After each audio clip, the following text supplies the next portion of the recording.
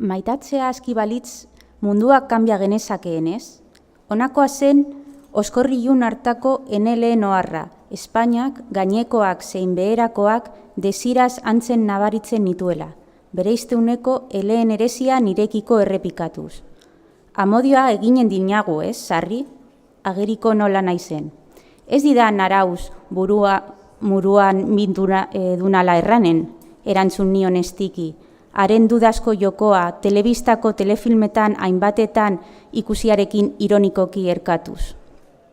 Otsaileko goiz hartan, elurrari zen kanpoan, loitzen lurrean, eta iruditu zitzaidan orduan, harremanaren mineraltasun urdina sekarrela metroaren barne-barneraino. Biharamunean, hitzeman moldean, txinatar jatetxe batean afaldu ginen, sake zorditu zerbitzariak lekutzeko momentua zela kopeta seinalatu arte. Iparaizeek errastatu abenida jeitzi genuen arraposki, gorputzez eratxiki eta josirik, polizien J7ak ustuka eta ustuan zebiltzala larderiatzu.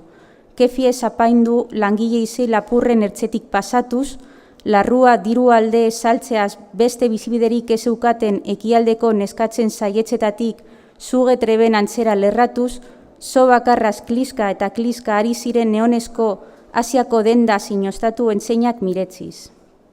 Hotzagatik, haragiaren berotasuna izurtzen zitzaigun zainetan, zorionote, ohe estaliaren pean kukutu orduko, egunean zehar anpatu desira lertu zen, zinez gaitz, itxi gabe eta sakonki maitatu ginen, aurre eta atze iritziak baztertuz.